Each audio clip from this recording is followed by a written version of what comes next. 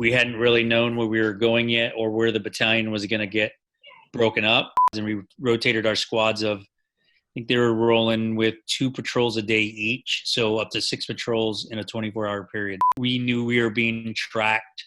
Right at that moment, there was a big they ambushed, they hit us again with enemy fire, hit us, and it hit the British brigade commander.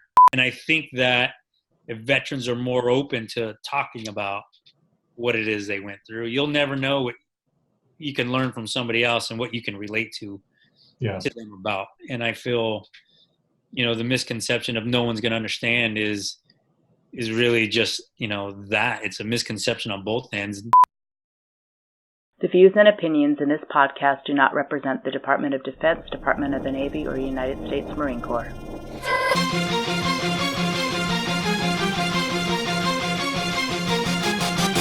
After their deployment in 2008, some called them the Forgotten Battalion.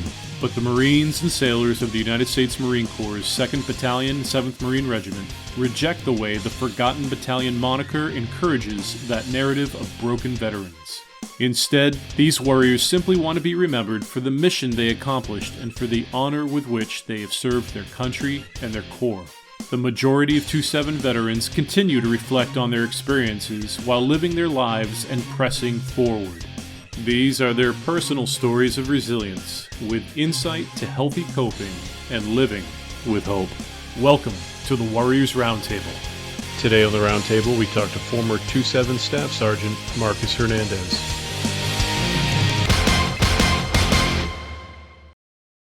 Marcus, thanks for letting me interview you today. It's good to sit down and chat with you and see you again.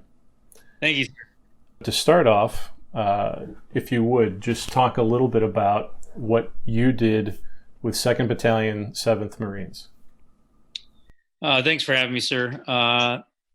So I was a platoon sergeant with Fox Company, 2nd Platoon.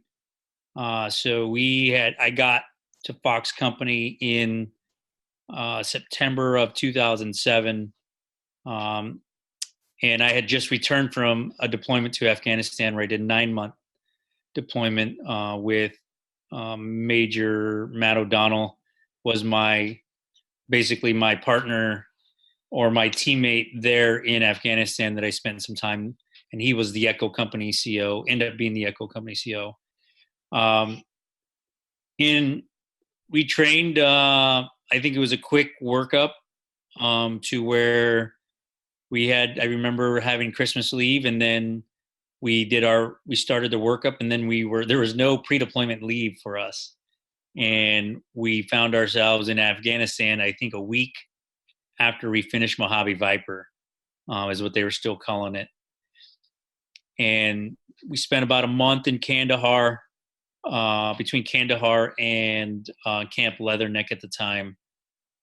And we were training, getting ready to go to our prospective areas. We hadn't really known where we were going yet or where the battalion was going to get broken up. And once everybody figured out whose mission or how the mission was broken up, my platoon was designated to go to Musa Qala and be with the British units there. So we worked alongside with the Scots, along with the Gurkha battalion as well. But majority of everything we did there, we led everything that we did there. We were usually up front as far as what we were doing mission-wise. So we were put in Musa Qala. There was no living quarters for us, so we put tents up for the Marines, as well as we had what was called the White House, which was another area of the Musa Qala district and where we were staying. And we put some Marines on guard in there, and that's where our headquarters was, between there and another building. From there, we were given the mission to patrol daily, and then which moved into where we rotated squads, where I had 3 squads, and we rotated our squads of, I think they were rolling with 2 patrols a day each, so up to 6 patrols in a 24-hour period. How long were those patrols typically? Anywhere from 2 to 4 hours usually. Nothing really happened at the beginning. Pretty quiet, but we knew we were being tracked of what was going on, and there was always chatter on the radios that we were out. And then we set up what was called a vehicle checkpoint, and we called it South Park, which was on the south end of town, where we left a squad of Marines there for a week, it was basically a checkpoint to make sure no one was coming in and out of the town. We didn't have anybody outside of the actual compound, but they all stayed inside there, which we had planned and rehearsed to reinforce them if needed. And luckily we never did. Because it was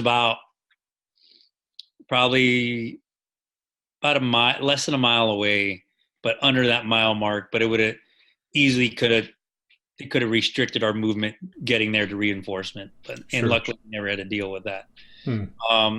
So while we were in Musa Qala, we were tasked with a couple of missions. One mission being to hold a blocking position for the British units to the north of where we were in Musa Qala, in a place called Yadam Chai, I believe it was. And when we were there, we got ambushed, pretty heavy ambush that they ambushed our vehicles. We didn't have any Marines wounded, but we had some Marines pinned down in some pretty intense firefights. Firefight lasted anywhere between 4 and 6 hours from beginning to end. We had Marines dismounted, as well as trying to maneuver and help the other Marines that were pinned down, get them out of that area. And finally, we were able to get everybody back to the vehicles. Once we got to the vehicles, the British command and control, basically their headquarters showed up and wanted us to clear the compounds that were to the north of our position. But when my platoon commander, Lieutenant Conway at the time, came to me and asked, what should we do? Are we even capable of doing that? My reaction was we were not able to effectively clear these compounds because we didn't have the whole platoon with us on patrol. I think we only had about 2 squads worth of Marines, and I don't even believe it was that many, because the drivers had to stay with the vehicles and the gunners had to stay in the turrets. So you only had two dismounts per vehicle, and we only had about, I want to say, 5 to 6 vehicles with us. So we may have had a squad of Marines to do it. And so on his way back to go tell, to let the British commander know that, hey, we would not be able to do it effectively. That's like right at that moment, there was a big they hit us again with enemy fire, hit us, and it hit the British brigade commander. And we had a Marine happened to be walking by back to his vehicle, and he and another corpsman, who was our RIDC, Chief Morales at the time, or HM1 Morales at the time, but now I believe it's Senior Chief Morales, happened to be right there as well, pulled him to cover. The British commander that got hit was hit in the femoral leg and right leg, upper leg wound, which it hit broke his femur and cut his femoral artery. So we thought we were losing him, and luckily we had Chief Morales with us, our HM1 Morales at the time. Mm-hmm. He was able to make a traction splint, and we had 3 or 4 tourniquets on his leg, and we were able to stop the bleeding and get him out of there. Once that happened, the mission really slowed down, and we basically got back in our vehicles and went back. About what time frame is this? It's in 2008. About how far into the deployment and roughly this what month? Was within the first 3 weeks, I want to say. Probably the first month. if I'm not mistaken. It was really quick into the deployment. Sure. And then we kind of got tasked with doing some more A&P mission work, trying to work with them, going out, trying to get them to go out on patrol with us within the city limits. A lot of our patrols were trying to figure out who was good, who was bad in the area. Now, obviously, your Marines listening to this know what the ANP is. Yes, but if there's Afghan others, National Police. Afghan National Police, and if you refer to ANA, you're talking Afghan National Army. And there was always a difference between them both. A lot of the Afghan National Army were not locals. They are from different parts of the country, so they didn't get along with the Afghan National Police because the ANP was localized there from Musa Qala. Okay. And so probably I want to say it's around June. I think it's June 15th or June, between that area. I'd have to look it up in my books. That's when we were tasked with another mission to go south to a place called, I don't recall, it's either Cats or I may have them mixed up. And that's where we were tasked to go secure another area for EOD to come in to disarm a couple Mark 83 bombs that were dropped that didn't go off. And they were they didn't want them to fall into Taliban hands or different forces. And so as we were rolling in there with our vehicles, again, wasn't a full on platoon, but about a squad and a half worth of Marines that went.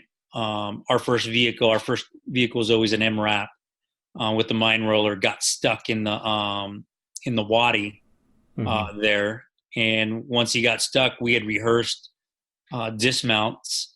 And as we were rolling in, we just started getting mortared RPGs from both sides of the wadi itself.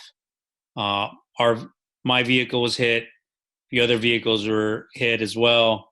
But then once they found that the dismounts were getting out at that stuck vehicle, it's almost like they knew that was happening. And they walked. I don't know if they walked mortars or they just got lucky. Okay. But I was about 100 meters behind, and I was able to see clear as day a mortar round land between. It was then Corporal Casper, Corporal Posner, Lance Corporal Stats landed right in between them as they were talking. They had just attempted one way to tow the vehicle out from being stuck, and as they were talking again, that's when the mortar round hit. And clear as day, I can still see it. It's almost like it was slow motion. The mortar round hit, the explosion went, and all three Marines were on the ground face down, expecting the worst. Myself, then Sergeant Cody Boudwin, dismounted, or he was already dismounted if I'm not mistaken, dismounted our vehicle with all the corpsmen, and we try to get these Marines into a safe area, loaded in vehicles out of the kill zone, because we were really in an ambush. We were in the kill zone of that ambush. Once we were able to get them out into vehicles, they ended up being in my vehicle and another vehicle. I think I had Casper in my vehicle. He was the worst of the three. Posner was in the other vehicle, as well as Stats. Stats end up waking up and kind of walking wounded, more or less. From there, we got him on a bird and flew him out later on, or later within the hour, or probably within 35, 40 minutes. We had him on a bird out of there, not too far off. And then I took the Marines out to that LZ to get them out of there, while Lieutenant Conway and then Lieutenant Sochi, I think Lieutenant Sochi was there getting everybody else, with Sergeant Boudwin getting everybody else loaded back in the vehicles, getting them out of the kill zone. And then we had air on station at that time, and it almost like at that point we stopped receiving enemy fire. We were able to get out of that area.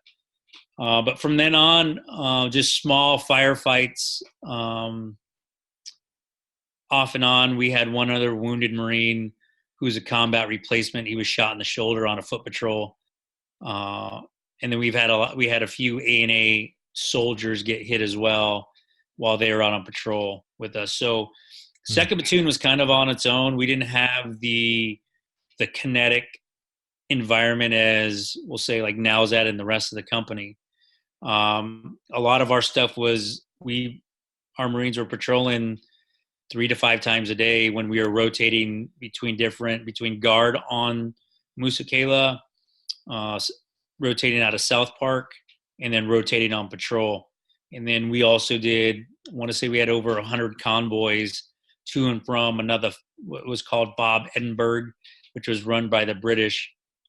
And that's where all our resupply would come into. So we had well over 100 patrols or mounted patrols there to either get stuff. That's where all our mail came in. That I think 3 to 5 times that we got mail while we were there. But we were kind of like, I guess I didn't really feel it till talking to a few people afterwards. We were like the bastard children on our own. And I enjoyed that more or less.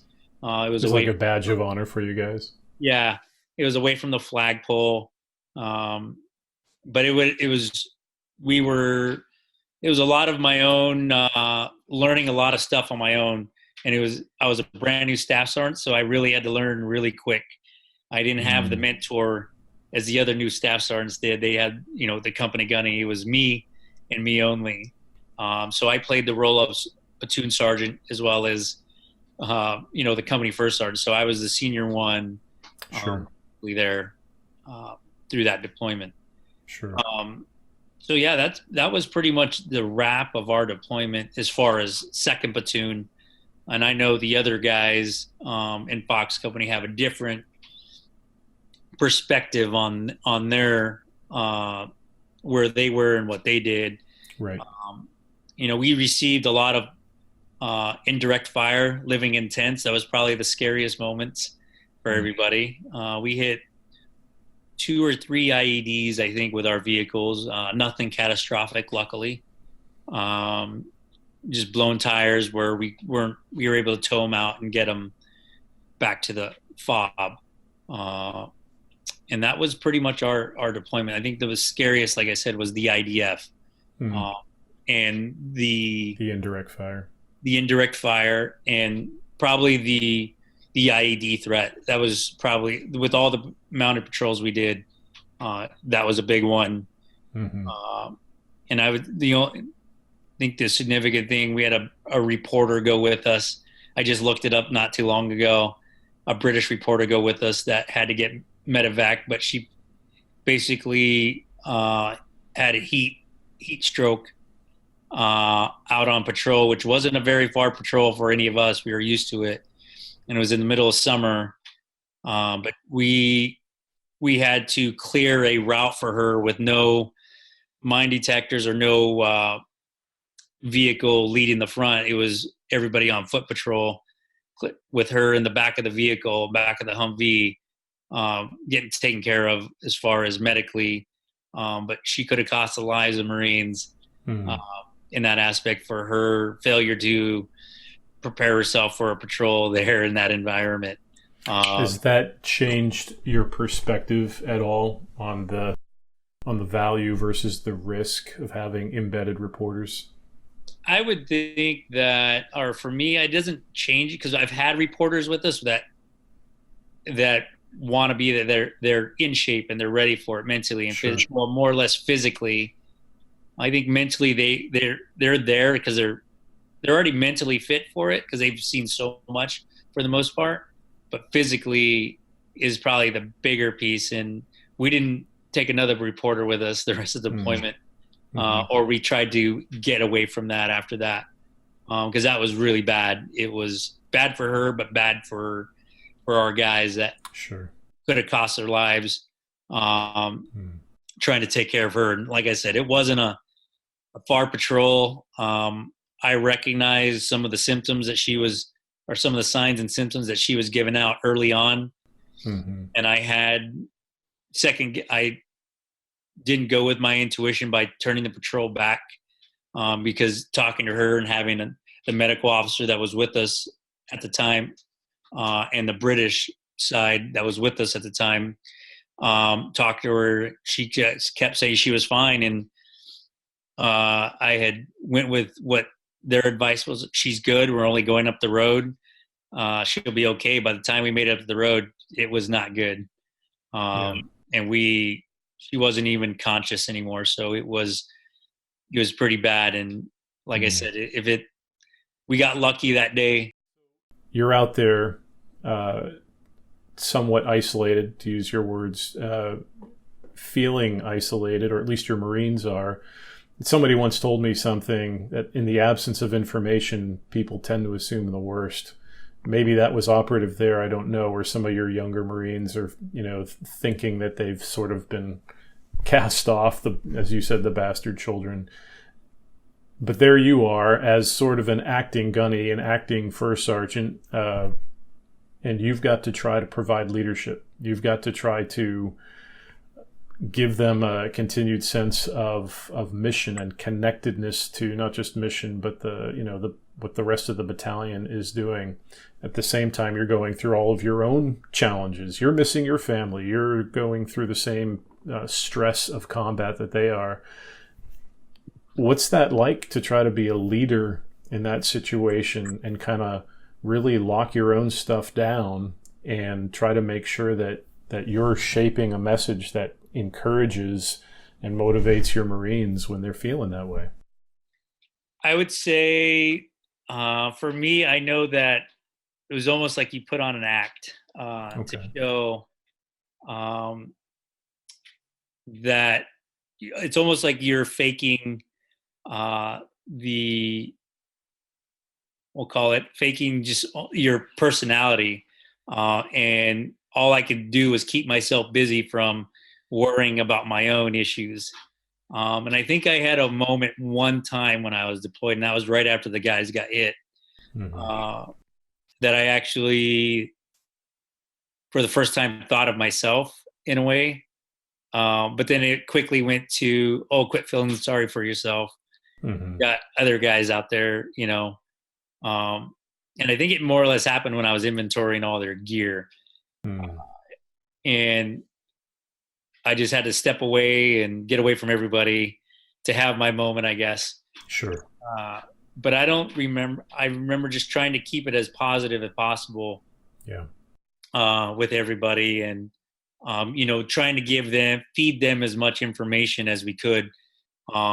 And there was not usually the information that I gave them what was going on around the battalion.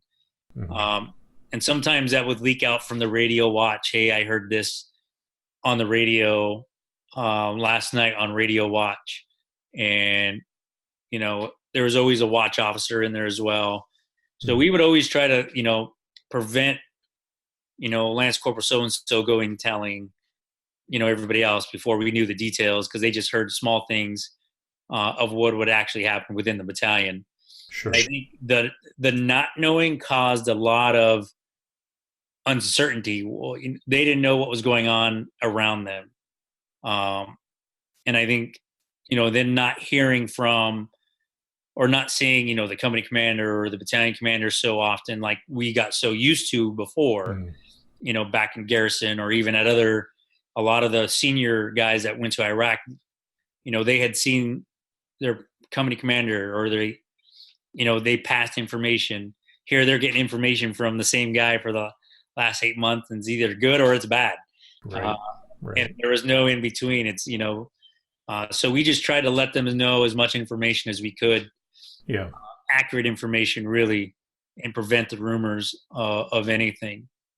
So that's where I thought in knowing what I know now, I wish I had opened up more maybe to what I was going through to them, and maybe it would have allowed them to open up about what they were going through. But when you're in the heat of the moment, and what we were for 7 months, it's hard to really reflect. And I will never forget, right after the guys got hit, I was told, to get the Marines ready for patrol again, to prevent them from thinking about what just happened. Mm. And I was hesitant of that because I didn't want a out for retribution or do something out of what happened. And that's what was going on in my head. And I remember disagreeing with the decision and going on patrol too, because I felt if they had to do it, I had to do it too. Right. And so that's where I wish I had opened up more, but instead I just tucked everything away. What was combat in particularly like for you? Everybody describes it a little differently. What was it like for you? I would say for me, there's a couple. I have 3 or 4 combat tours. None of them have been the same. Mm-hmm. It's always affected me in a different way. That one in particular, I would say majority of my job at the time was putting fires out, trying to deal with the 90 Marines I had. And that's what kept me busy.